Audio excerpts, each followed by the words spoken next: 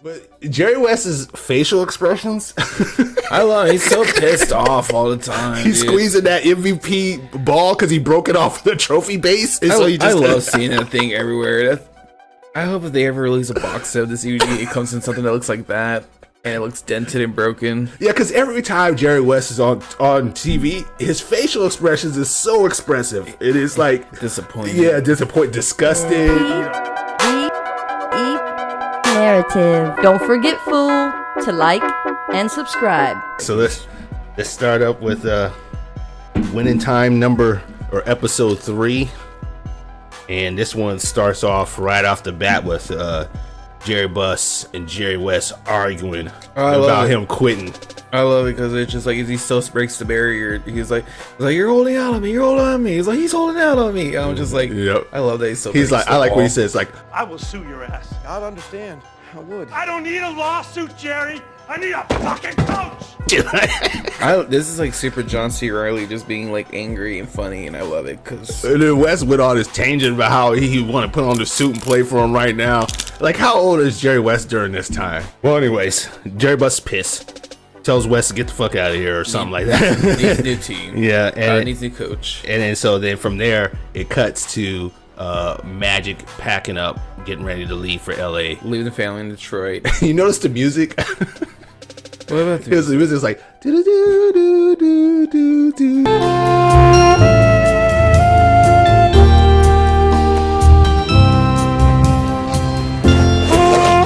So funny part too, when his mom came out, that music immediately stopped. It was like do do do do, and then mom goes, let me drive. Yeah, Pop, don't let him near my car.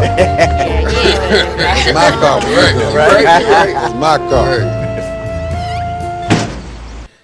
Very commanding force in the neighborhood. She was. It was fitting, and Magic finally got his mom's blessing right in front of his face. Now he didn't have to hear it from somebody else. Nah, she's still mad about him going out there. You know, that's true. But yeah, but she was smiling. She gave him a little kiss. That's the more than he's gotten since we've been watching.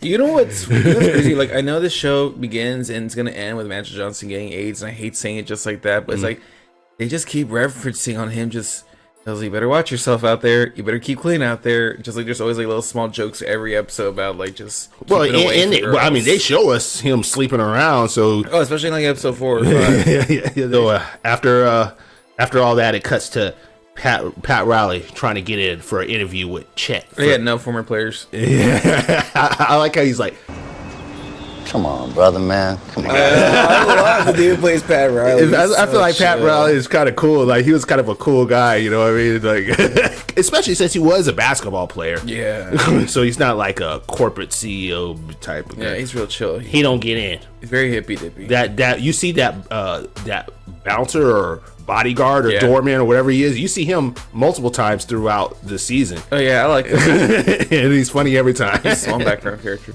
Then you got Buss looking for a new coach, and then that's when he hears about Tarklin. Is that his name, Tarklin?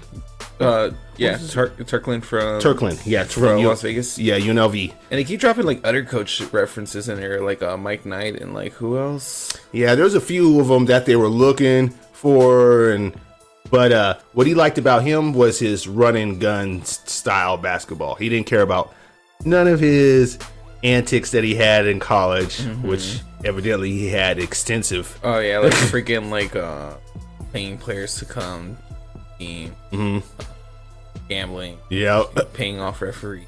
Just like, is this real? Yeah, I bet you it was, especially back then. And then you saw him when they were in their restaurant. Oh, is that right here? No, that's not right here. That's later. So after that, and after he convinces his team that, we're gonna get this guy, don't go after those other guys, that's when he sends Bill Sherman to start contacting them. And then it cuts to Pat Riley, and Pat Riley is now like soul searching.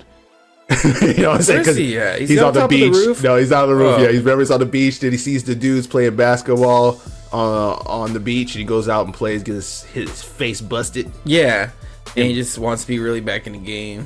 Busts into his wife where she's doing the psychiatrist meeting or whatever, and then that's when he goes into his his garage and he's looking at all his trophies. And stuff. he gets bitched out about like interrupting. Yeah, his wife bitches out, calls him like ex-pro player, like you need to get rid of all this junk. And it's like his trophies. And I mean, he's gonna get rid of it. We'll see it in a bit.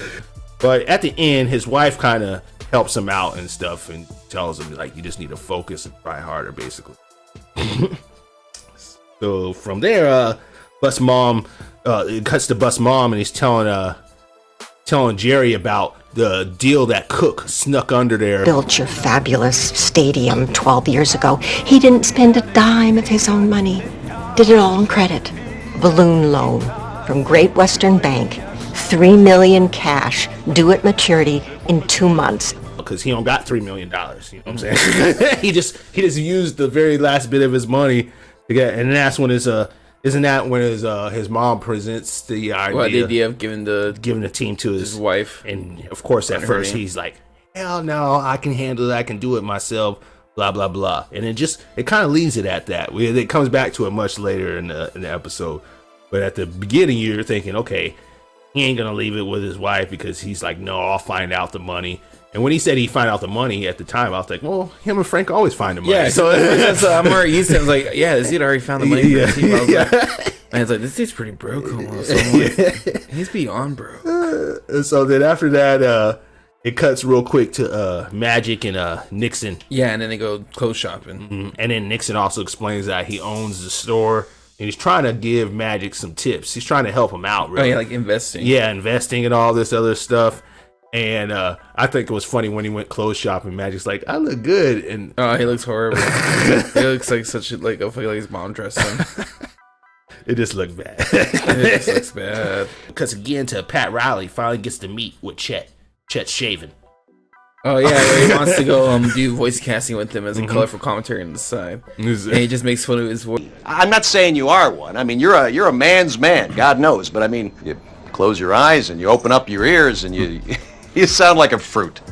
Yeah, that's ballsy of Chet, because I think if you said that to somebody nowadays, I feel like that you'd get in a fight.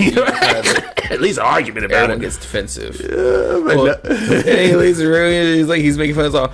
Oh, there's Pat Riley talking for the LA Lakers. Yeah, that's messed up. He's like, I love that. He's like, I don't see it. I did that to myself after that. I was like, cuts again.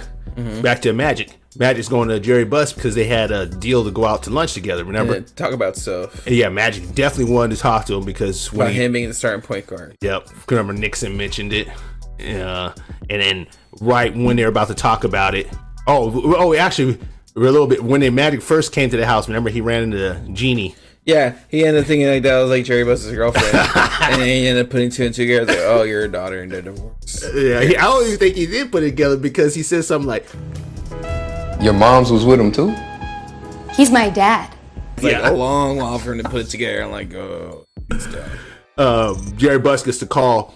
Bill Sherman's like, no, Tarkley said he ain't gonna do it. And then Jerry Buss like, if you can't make the deal, then I'm going to Las Vegas and I'm gonna make the deal. He's very charismatic when he gets anywhere. So I was like, okay, I see him going to Vegas and doing this. And then Bill's like, well, I want to go with you. And he's like, you got 20 minutes because I'm leaving now. And I was like, damn, he got the power. He must have his own private jet or something. Or maybe they are in California. They can just drive over there. Yeah. Nah, it'll take like an hour 20 to get over there. No, it'll take longer than an hour and 20. It'll take 2 hours. It'll take like 4 hours. So I've driven from LA to Las Vegas. It takes about 4 or 5 hours. You gonna drive 4 or 5 hours to Vegas? Yeah, I'm sure they flew him. No way, Jerry Buss. No way he drove. I would say he must have his own private jet and everything. Yeah, didn't he show them driving from Vegas like in the next episode? Did they show Jerry? They showed everybody else. Yeah, but they don't show Jerry Buss though. So yeah, I'm sure he flew. All right. Oh, after Jerry Buss leaves, it cuts to Jerry West packing, and he meets Jack McKinney for the first time. Watch the big man go to work. Dependable, conventional. I'd want to try something, I don't know, a lot more, I don't know, a lot more unique. Unique, yeah. But Jerry West's facial expressions, I love it. He's so pissed off all the time. He's squeezing that MVP ball because he broke it off the trophy base. I love seeing that thing everywhere. I hope if they ever release a box set of this, it comes in something that looks like that, and it looks dented and broken. He was so pissed when McKinney kept on drilling him about why are you doing this. Like 0.2 seconds flat, he'll go from like concerned to like angry. You see the movement in his face, just like. And McKinney was pissed. He was mad. He was telling the secretary outside the, or not McKinney, West. West was pissed. He was telling the secretary, like, "Who's this guy?" Fuck, let him in. So that's there first. But West didn't say nothing to McKinney. He just kind of answered his questions, but he was just internally and on his face is just pissed. You could tell. Magic hooks up with Nixon. Remember, he wasn't going to hook up with Nixon to go to that movie premiere because he thought he was going to be hanging out with Jerry Buss. Is this the same episode where he ends up going to that premiere and he ends up going to that brothel afterwards? Yep, because when he goes to the premiere, he runs into Zastro. Yeah. I know that sorry ass Larry Bird. Right on, brother. Yeah, baby. You's a bona fide civil rights hero. Making that ugly ass white boy cry on national TV. Shit. I bet they were celebrating that shit in the jungles of Africa. But yeah, Magic goes, meets up with that pimp Zastro and goes over to his place. And shoot, he might have got AIDS right in there. You know what I'm saying? He could have. Either way, he was getting freaky at that place. They told him not to go. He went anyways. Dude, he looked like such a dirk. He looked like he was like, they said straight up, like, looks like his prom outfit. Yeah. He got the blue tie and the little like frilly thing in the middle. I was just like, you look like a dork. Yeah, he looked like an after prom. Oh my god. And he just shows him getting laid everywhere. Yeah. So what? We also have Jerry Buss eating dinner with his friend. And Tark. Well, before he's going to go. So this is on his way. He's in Las Vegas, but he's going to go meet up with him, and they do this whole montage of him combing his hair. You remember that? Oh yeah, the whole wrap around. Yeah. The first thing I thought was that's exactly how Trump does it. That's exactly what John C. Reilly really looks like. No, I don't think his hair is bald like that. He's balding like that. John C. Reilly looks like that. I don't think it's that long, but he's balding like love. Oh, I didn't. I knew he had like the huge like widow. I wouldn't be surprised if that was real. Just spaghetti noodle. He just grew his hair out all crazy like that. It's so gross. Yeah. And yeah, he meets up with Conklin for dinner, and then Conklin's like calling the waiter over. He's like, "See, can't get service like this anywhere," or something like that. Remember that one? And he gets free shit from the mob over there. The champagne. Oh yeah, bottle. but that was the scary part though, because that was at the end, and they got that bottle, and there's who it's from. And you see the four wise guys, and that's when they all left. You remember? They all left. They pop the bottle and just gives chills. And Jerry Buss was like, "Oh, we just got stood up by a bottle," and then Frank's like, "No. Those are the shooty bangy bang." I can't remember what he said. He said the bing bang. Yeah, that's what he said. It's just so funny. Bing, bing, bing, bing. It's like they had no idea how to handle mob people or those two.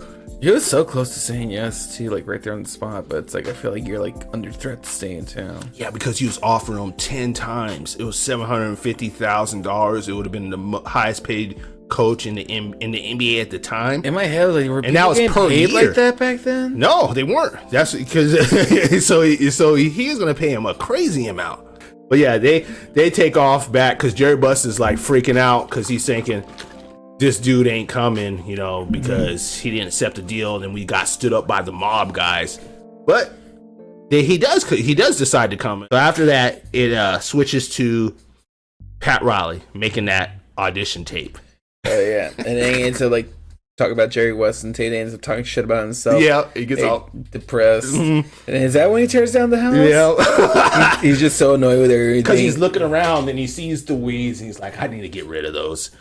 And then yeah, that's what clears his mind. I like the jazz music too. Oh yeah, that's what I was gonna talk about too. I love that all his music plays really into the show. Fast jazz with the going. Like, this is awesome. He went full crazy on the chainsaw. Cut his ankle and stuff. Today you can't do that. You can't tear down a fucking house like nothing or a garage because it's gonna cost you money. Back then it's like, oh, I'm just gonna fucking buy a new house next week or buy a new garage. Just rebuild it. You know, it'll be so cheap you can just rebuild it. Yeah, he destroyed that place. Destroyed his shit for fun. His wife shows up and she's like, "You done?" Yeah, that's your system. He's so chill with him doing all this stupid shit. Yeah. How does he get away with it? I like that she's very sarcastic. Yeah, she is super sarcastic. Yeah, because if that was Vanessa and she came home and I had destroyed the garage, it's all loud jazz.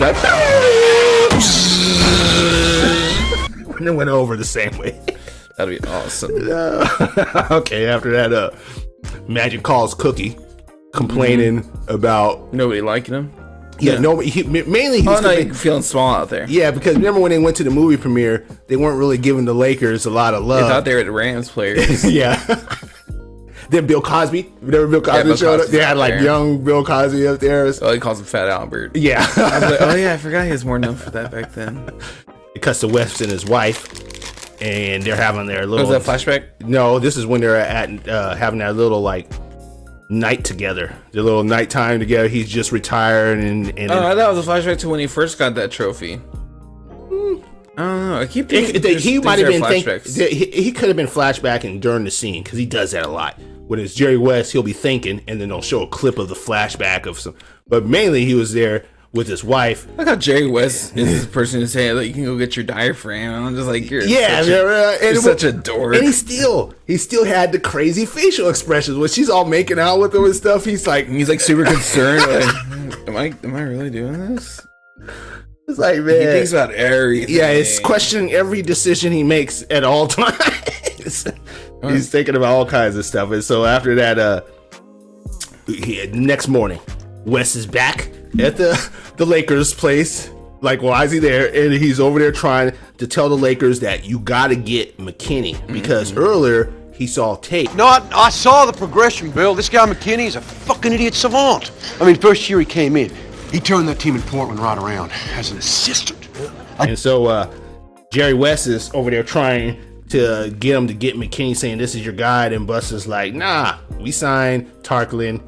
We don't need your help, Jerry West. Bill Sherman's like, aren't you retired? Shouldn't you be golfing somewhere? Something like that. And then it shows everybody. It shows Tarklin driving into town. Shows the whole Vegas. It shows John C. Reilly driving with Jeannie, busting the car. Talk about how planes fly. Oh, I was yeah. like, you don't sell planes by planes crashing, by telling them they land or crash. Yeah, you can't sell planes that are falling. Yeah, you can't sell planes that are falling. You don't sell planes that are flying.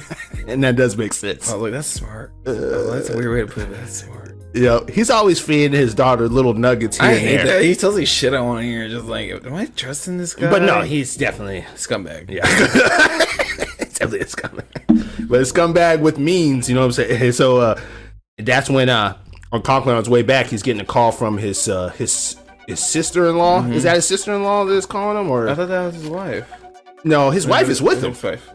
No, because you thought it was Vic's wife's. Yeah, and is Vic's wife his sister? Oh no, yeah. Yeah, I think Vic's wife is his sister, and so she's calling him. Like, they don't know where Vic is, and then I think by the time he gets to LA, that's when they found him in the trunk of a car. She looked like shotgun to the face. I was like, so that's real. Yep. Okay, so I didn't know that. That's hardcore, man. That's a real thing. I was like, oh, you can make shows about this. Yep. Cool. And that's how it ends. It ends with us seeing him shot in the face. Yeah. I almost thought that was Frank for a second. I was like, because it's so mangled up in the back. Yeah, it's kind of nasty.